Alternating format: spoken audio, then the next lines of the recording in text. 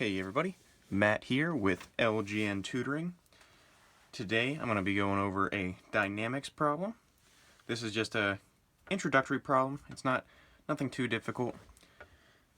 Alright, I'll start. Starting from rest, a particle moving in a straight line has an acceleration of a equals 2t minus 6 meters per second squared, where t is in seconds. What is the particle's velocity when t equals 6 seconds? And what is its position when t equals 11 seconds? Now, the important thing to note from this problem is this right here. This is how we're going to solve it. They give us that acceleration is equal to 2t minus 6 meters per second squared. So, we want to go over, we can start using that. So the acceleration is equal to 2t minus 6.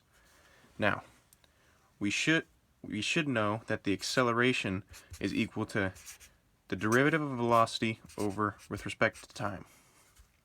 So we can actually reorganize this, and a dt is equal to dv.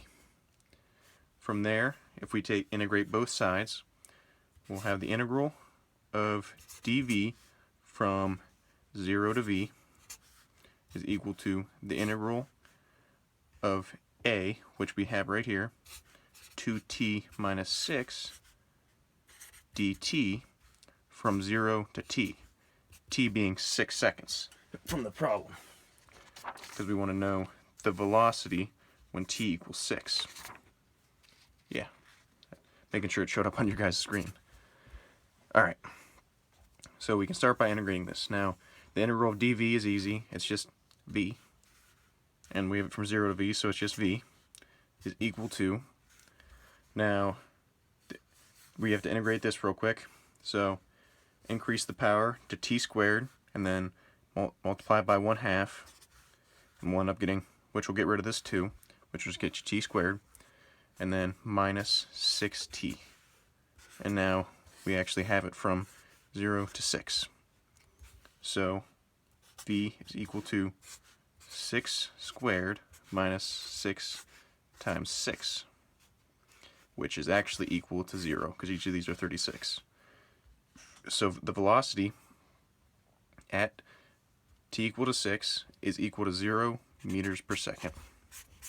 And that's part 1. Now, part 2 is asking, what is its position when t equals 11 seconds.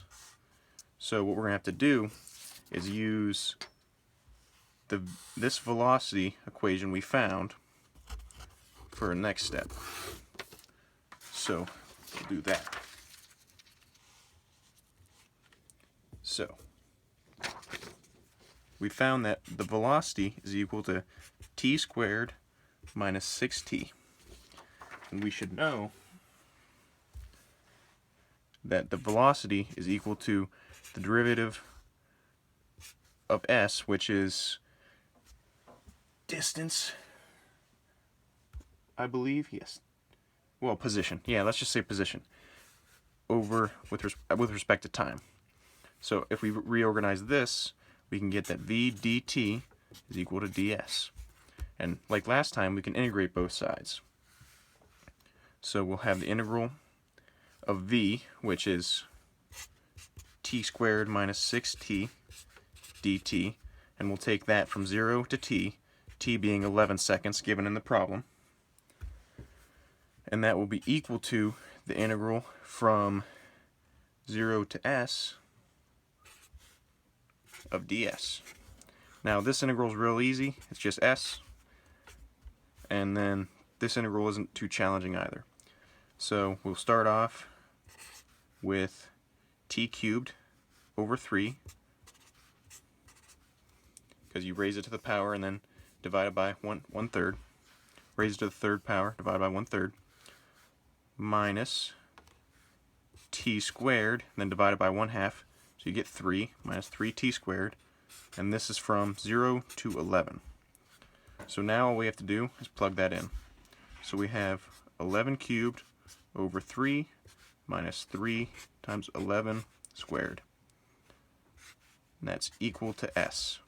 So we end up getting that s is equal to 80.7 meters. So that's the answer to the second part. It travels 80.7 meters in 11 seconds. Alright, well, that's it for this example. It was just a quick little introductory example, nothing too hard. We found out that the velocity at 6 seconds is equal to 0 meters per second, and that the distance traveled at 11 seconds is 80.7 meters. So that answers that problem, and we're done.